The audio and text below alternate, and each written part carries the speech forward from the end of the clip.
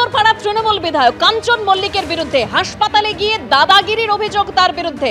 School of tropical মেডিসিনে তিনি দেখাতে গিয়েছিলেন তার আত্মীয়কে নিয়ে, সেখানে আউটডোরে ভিড় থাকায় মেজাজ হারিয়ে ফেলেন তিনি এবং তারপরেই বিভাগীয় প্রধানের সঙ্গে দুর্ব্যবহার করেন বলেই অভিযোগ। যার বিরুদ্ধে দুর্ব্যবহারের অভিযোগ উত্তরপাড়া তৃণমূল বিধায়ক কাঞ্চন মল্লিক, তিনি কি বলেছেন এবার রাখবো আপনাদের সামনে। আমার 86 বছরের হুইল চেয়ারে বসা আমার দিদা শাশুড়ি আসানসোল থেকে এসে আগে ভর্তি হয়েছিলেন। আচ্ছা, তাদেরই চিকিৎসাতে তাদেরই ওখানে ভর্তি হয়ে চিকিৎসাতে ভালো হয়ে গেছিলেন এবং আজকে তাকে রিপোর্ট দেওয়ার জন্য আমার সঙ্গে আসানসোল থেকে এসেছিলেন এবং আমি ওপিডিতে টিকিট করিয়ে তাকে সেইখানে রিপোর্টটা দেখাতে যাই। ঠিক আছে, এবং স্কিন ডিপার্টমেন্টের যিনি ওখানে হেড শাশ্বতী দি, ওনার সঙ্গে ওকে দেখানো হয়, দেখিয়ে উনি যে যেহেতু আগে একটা ওই প্রেসার গিয়েছে বলে একটু আপনি মেডিসিনের পাশের ঘরেই মেডিসিন, সেখানেও ওপিডিতে টিকিট করিয়ে নিয়ম অনুযায়ী আমি গিয়ে দাঁড়িয়েছিলাম। ডক্টর রহমান ছিলেন ওখানে, ওই তাকেই আমি বলেছিলাম একটু দেখতে। উনি আবার দেখে বললাম, ও কাঞ্চন বাবু, আচ্ছা আচ্ছা বোধ হয় কি হয়েছে, আমার এরকম ভর্তি ছিল, রিপোর্ট দিতে এসেছি। ও আচ্ছা আচ্ছা, ওরা কি বললাম আমার 3 জন আছে পেশেন্ট, আমি দেখে আপনাকে দেখছি। আমি বললাম ঠিক আছে, আমরা দাঁড়িয়েই ছিলাম। 3 জন পেশেন্ট দেখার পর উনি যখন বললেন আসুন, আমি তখন দেখেছি। উনি দেখে বললেন আপনি স্কিন ডিপার্টমেন্টে তো দেখিয়েছেন, আপনি এখানে কেন পেলেন?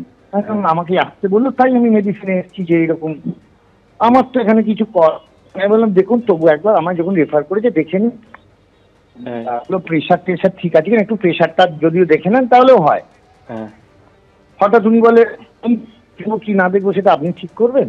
আচ্ছা আচ্ছা, আমি বললাম যে না ঠিক আছে, সরি আমার অন্যায় হয়ে গেছে, ঠিক আছে আমি দাঁড়িয়ে আছি। এরপর আগে একটা মেটফর্মিং বলে একটা ওষুধ ছিল প্রেশারের, তো তখন আমাকে জিজ্ঞেস করেছে আচ্ছা এই ওষুধটা কি চলবে না বন্ধ করে দেবো।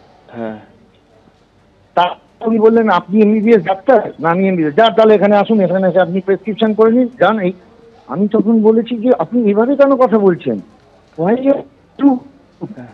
জিজ্ঞেস করছি আমি তো ডাক্তার জিজ্ঞেস করবো যে একটা 86 বছরের ভদ্রমহিলার রিপোর্ট দিতে এবার খাওয়াবো কি খাওয়াবো না, এটা কি অন্যায়টা কোথায়? আমি বললাম আপনি অত উত্তেজিত হচ্ছেন কেন? আমি দিনে 2000 টাকা পেশেন্টকে বললাম এটা আপনার ডিউটি, তো এটা তো ওপিডি, আর আমি তো নিয়ম বহির্ভূত কিছু করিনি, আমি টিকিট কেটে এনে ওপিডিতে দেখাচ্ছি। চিৎকার, আমি বললাম কি আশ্চর্য, গলা নামিয়ে কথা, আবার কি ধরনের কথাবার্তা। একটা ঘটনা ঘটেছে, আমার একটু হয়তো ঘটনাটা আমার একটু খারাপ লেগেছে, আমি জানিয়েছি, আমি লিখিত অভিযোগ।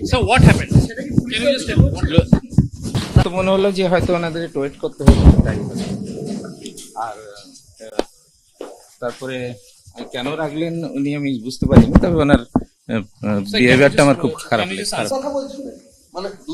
জোরে নয়, তবে স্বাভাবিকভাবেও নয়, মানে একটা ডাক্তারের সঙ্গে ওইভাবে কথা বলা যায়। কোথাও উনি যে বিধায়ক সেই ক্ষমতা দেখাচ্ছিলেন, প্রভাবশালী, সেটা তো যে কেউ দেখাতে পারে ওরকম। ঠিক আছে, না আমি লিখিত জানিয়েছি, আমি ব্যাপারটা ফিল করেছি খারাপ, আমি হায়ার অথরিটিকে জানিয়েছি, এবার যা হবে।